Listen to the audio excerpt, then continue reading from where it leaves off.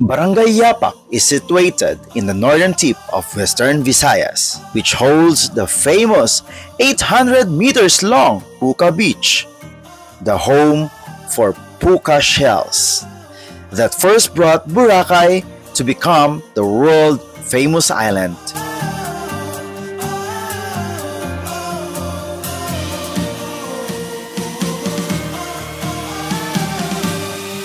It's all started from trading of pebbles to puka shells, which they're making it as jewelry. Currently, these shells play a significant role in sustaining the economy of Yapaknon, which serves as a primary source of income and greatly contributes to their livelihood. Welcome to Barangay Yapak, the home of fashion.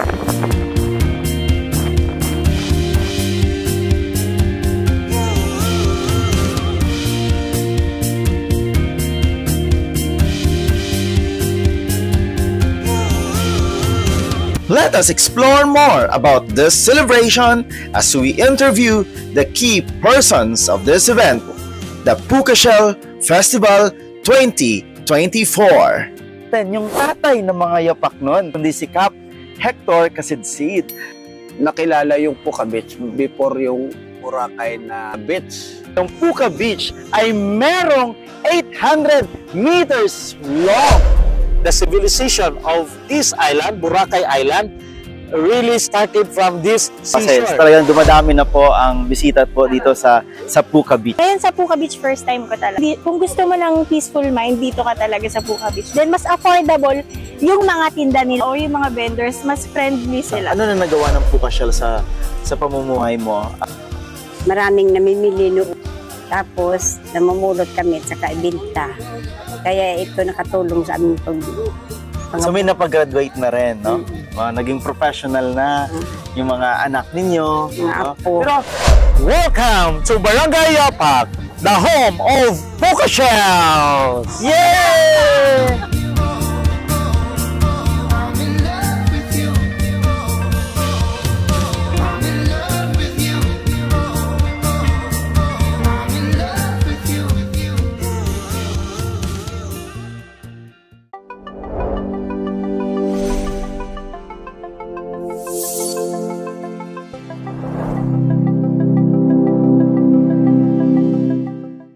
Alam nyo ba na yung Puka Beach ay merong 800 meters long, no? At kung saan kinukuha itong Puka Shells? Ayan. So nandito tayo ngayon at alamin natin kung bakit nga ba tinawag ito na Puka Beach, no? At bakit marami itong Puka Shell?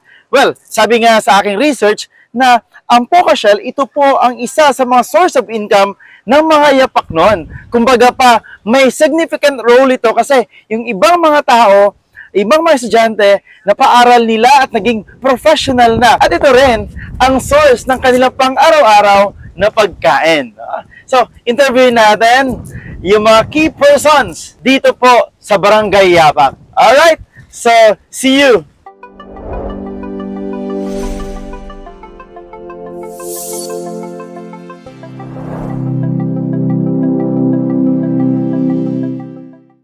Alam niyo ba na yung Puka Shell na ito ay merong malaking role sa mga Yapaknon? Alamin natin kung paano ito nagsimula at bakit merong Puka Shell Festival na ginaganap dito sa Barangay Yapak. So we are blessed. I am going to interview the father of Yapaknon, si Cap Hector Casidsid. Sir, pwede mo ba kaming kwentuhan kung paano po nagsimula yung history ng magandang Puka Shell, Cap? Una-una po ay pasalamat din ako sa pag-interview niyo sa akin. At ito po ay nag-umpisa yung 1970s, 70s. yung Puka Shell. Pero ang una dito, bago itong makilala yung Puka Beach, ay una muna yung pebbles. Ay, yung parang bato-bato. O binibistay. At yung isang lata na pebbles ay binabayaran kami noon ng 2 pesos per can. Per can. Pinipili niyo pa po yun? Hindi na, binibistay na namin. Oh, okay. Opo. Ngayon, year 1968, nag-umpisa yung Peebles up to 70s. Po. Pagdating ng 70s, ito na yung Puka-Shell na discovered. Ang ganda. May tatlong foreigners pumunta rito at nag-chicks din sa beach namin. Ang sabi ng foreigners na ito ay mayroong saway. Pero mas maganda daw ito sa Boracay. Nakikita nila yung mga class A, class B, class C. Ito na yung class C na ito. Ito, ganda class nga. B. Itong itong maliit na ito, yan ang class A yan. At tuhugin mo yan at yan na, maganda na yung yung pare-pareho yan. Quintas or Pulseras. Pulseras. Ganyan. Ngayon po, hindi Puka Beach yung pangalan nung area na ito. Kundi Yapak Baybay. Yapak Baybay. Oo, Yapak Baybay. Nung si dating Gobernador Cabagnot ay mayroon na sila itong ordinansa na yung pangalan ay Puka Beach. That's why pinangalanan nito na Puka Beach. Oo, na Puka Beach. Na ito Until na ngayon, tinatawag na mga... ngayon, tinatawag na natin itong Puka Beach. 1970 up to 1975 po. Ito na, nagkaroon na tayo na pinagbawal na ng ating national government na bawal na hukayin sa ilalim. Kaya ito na medyo hindi na nagkaroon ng operasyon ito. In-stop na yung paghukay ng Puka-Shell. May tinatawag tayo na Puka-Shell Festival. Paano po na-continue itong Puka-Shell na ito kung pinagbawal na? Kasi diyan ka lang sa Dalampasigan Mamulot. Mayroon sa diyan na Puka-Shell. At ito ay bago nakilala yung Boracay, ay dito muna sa Puka Beach. Nakilala yung Puka Beach before yung whole Boracay na.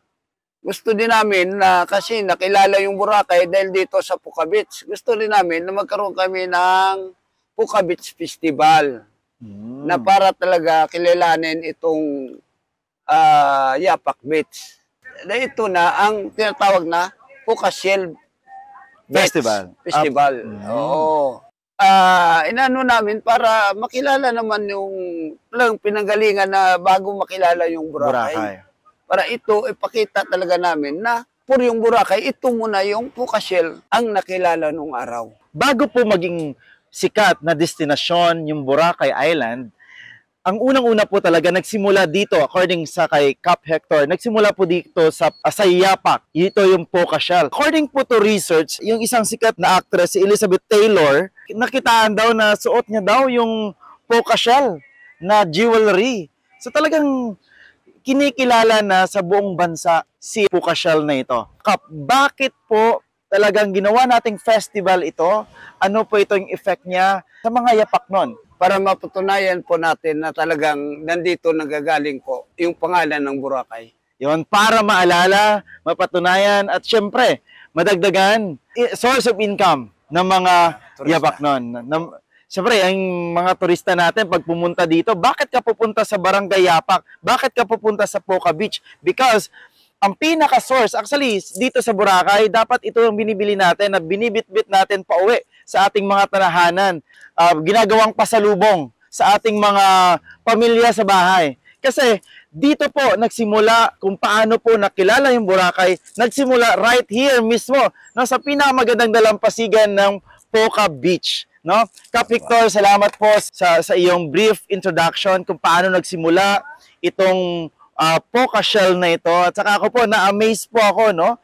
Na-amaze po ako sa texture niya at paano pagandahin ito. Kap Victor, siguro last na lang, imbitahan mo naman yung ating mga tagapanood via Aklan Cable and Paradise Cable, of course, sa buong mundo to join the Yapak Puka-Shell Festival. Una-una, napasalamatan ko muna yung PCTV Cable na nandito tayo para ipakita natin na ito ay hindi basta-basta lang, kundi ito na prosigido na kami na magkaroon tayo ng Puka Beach Festival. So yearly na po ito, Kap? Opo, Yes. meron na kaming ordinansa. Kaya sa ngayon, yung ating mga bisita, no, welcome namin dito sa Puka Beach Festival. Handa kami dito mag-servisyo sa kanila para ipakita talaga naman yung magandang layunin namin sa aming barangay. Ayun, so sa lahat po na gustong pumunta at mag-join ng Puka Beach Festival, handang-handa po kasama si Barangay Council together with Kap Hector Kasidsid. You are welcome. May pakain ba dito, Kap? Just kidding. Siguro parte sa pagkain, meron naman kaming prepare. No? Yes. Ating, pero hindi naman ano lang natin. Pero at least meron kaming handa talaga para sa aming Puka Beach Festival. Ayun, maraming salamat po, Kap Hector, sa iyong oras, no? At talagang we are ready to welcome you, no? At saka po maraming gumawa na ng mga souvenirs. So sa gustong souvenir sa kanilang mga pamilya, marami ka dito, no? Nakita ko kanina, no? Habang papunta dito sa area mismo, sa mahabang dalampasigan ng Puka Beach, ay marami pong nagtitinda. At ito po ay handmade, no? Ng mga yapak nun. Ito po ay wash out galing po sa beach, pinulot nito sa dalampasigan, at sila po personalized na ginawa ito. Tama ho ba, Kap? Ayun, so Kap, maraming salamat. For tayo mag-iwalay dito, una-una ko, nabati ko si Ma'am Upil pala. Ma'am Upil, salamat talaga sa suporta mo sa aming Barangay Yapak. Kaya kami ay maging masaya sa ngayon dahil ito na para masaksiyan ng taong bayan. Hindi lang taong bayan, kundi buong Pilipinas na makarinig sa atin. Yes. Ito na yung simula. Samahan nyo ako at ikutin natin ang Puka Beach na maraming Puka Shells. Kap, salamat. Salamat. Thank you.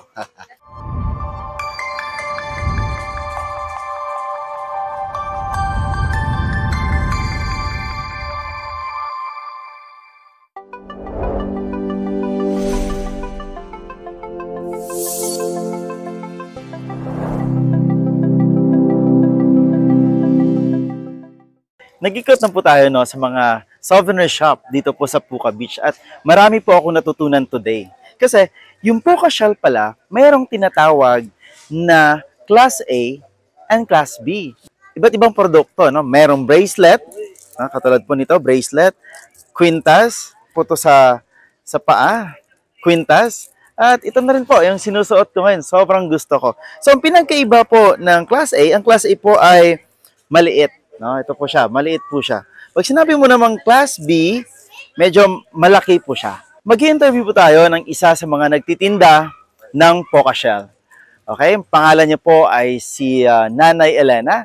So tingnan natin kung paano niya ito ginagawa, kailan siya nagpi-pick up doon po sa may dalampasigan ng Puka Beach. Alright, so samahan niyo ako. Kausapin natin si Nanay Elena.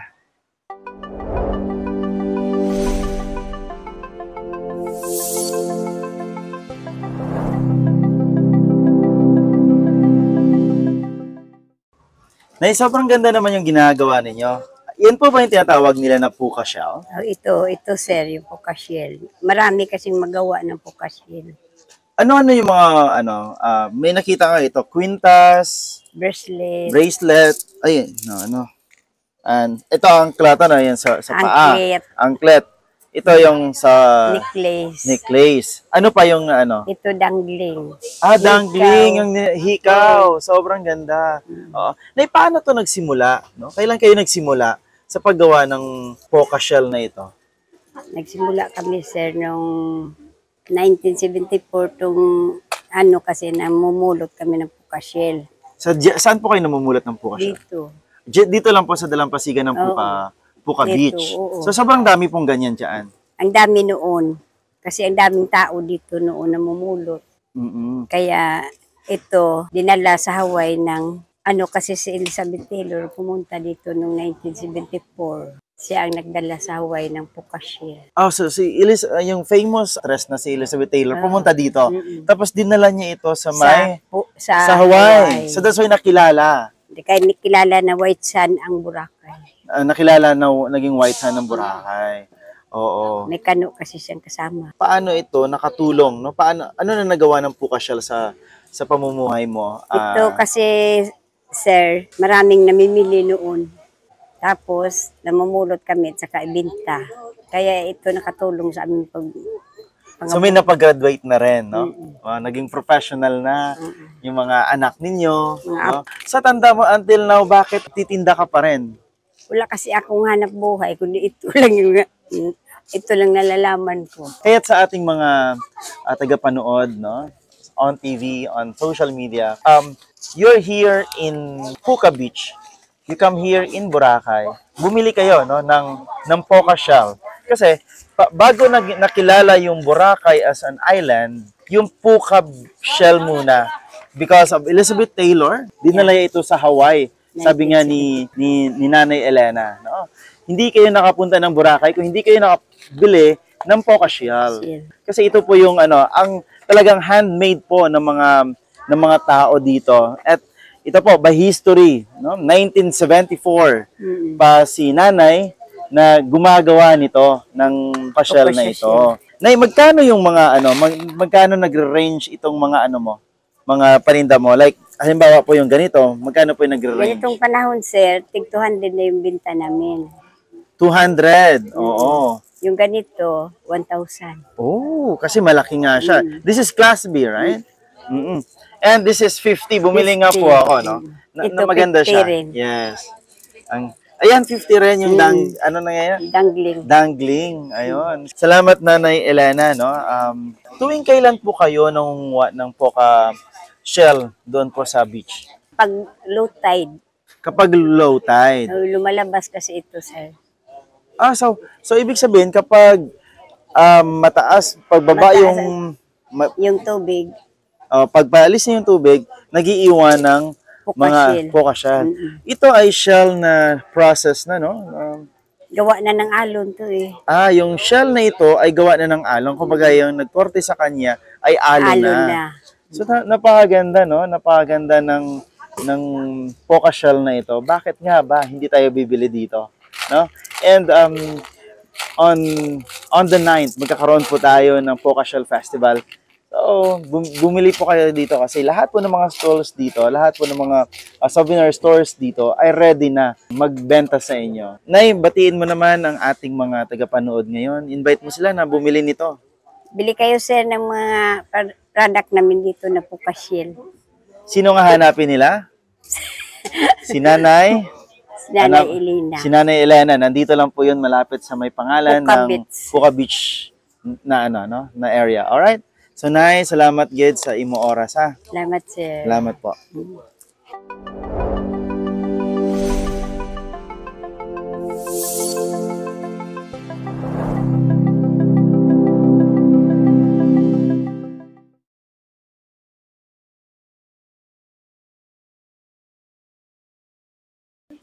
Ay, ma'am, excuse me po. Ma'am, pwede po ba kayo ma-interview? Ay, sige po. Okay. Ma'am, ako po si Coach RM Lubatan. We are actually being shown in community channel of Boracay for PCTV and ACTV. Ma'am, gusto ko lang po itanong kung kumusta po ang experience ninyo sa Puka Beach. Actually po, second time ko na sa Boracay. Pero kasi sa Puka Beach, last time na punta ko is bata pa ako. Then ngayon sa Puka Beach, first time ko talaga. Yung napansin ko lang kasi sa Puka Beach is mas hindi, kung gusto mo ng peaceful mind, dito ka talaga sa Puka Beach. Then mas affordable yung mga tinda nila kaysa dun sa Station 1, 2, 3. Then kung gusto mo lang talaga ng tahimik, peaceful, dito talaga. Mas peaceful. Then yung mga tao, yung mga vendors, mas friendly sila. Sobrang friendly talaga po nila. Ayun. Yes. So, alam niyo ba na yung Puka Beach ay nanggaling po sa Pukasyal? Sumikat po kasi yung Boracay before because of the Pukasyal. Okay. So, yung mga tinda ng vendors. Yang ito po yan. Yes. At saka meron pala itong Actually, nandun kami sa Anglet. Yan, anglet. Yes. Ginagawa siyang anglet. No? So, sana balik-balikan nyo yung Puka Beach. Ano? Kasi Yes. ibang mundo dito eh. Dito peaceful talaga, hindi masyadong crowded. So, there's two way na pumunta dito. Pwede kasi bangka, pwede land trip. Kayo, Okay. Land trip kami. Then pwede rin siya sa mga island Island hopping. hopping. Yes, pinupuntahan din sila. Ayun po, no, maraming salamat po Yes, sa sir. inyo at sa maganda ninyong nasabi about the Yes. Puka Beach. So welcome po kayo sa ating Puka Beach Yes, sir. Puka Shell Festival. Sa 9th po, on the 9th. Yes. Yes, Okay po. Feb 9 po. The very first festival ng Puka Beach. Pag pumunta ng Boracay, wag papalambasin, Puka Beach. Totoo, Yes. hindi ka, saka kapag pumunta ka dito, dapat bibili ka talaga ng Puka Shell. Yes. Kasi this is also Yan the ang source. trademark nila. Yes, Talaga. one of the source of income ng mga local dito. Yes, sir. Salamat po sa inyo. Thank you so much Salamat po. Thank you po. Thank you, sir.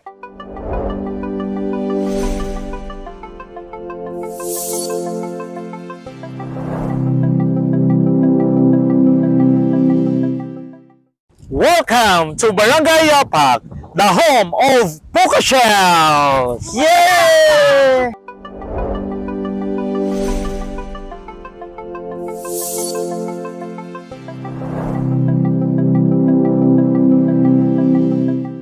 Kakausapin natin ngayon si Sir Totoy, konsyel ng Barangay Yapak. Alamin natin kung ano ba yung mga activity sa Puka Shell Festival. Kasi ako personally, excited na po na mag-celebrate kasama po sila. Sir Totoy, pwede mo ba kaming bigyan ng overview ng activity natin para sa Puka Shell Festival? Yes, Sir RM, no? Magandang umaga.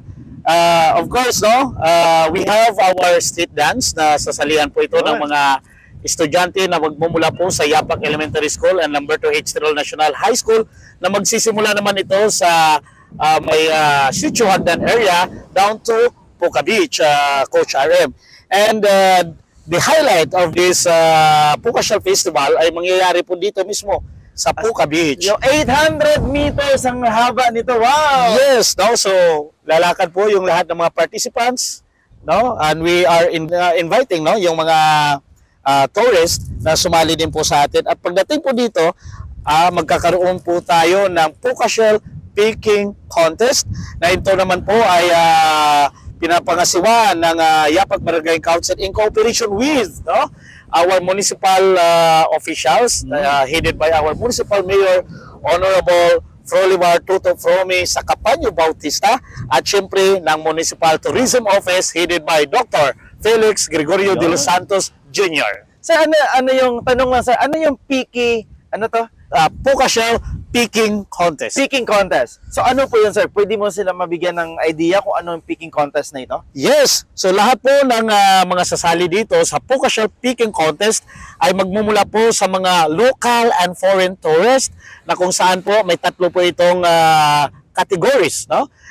Mayroon po tayong Class A Puka Shell, Class B Puka Shell, and Class C Puka Shell. At alam mo, Coach Ariam, ano yung maganda dyan?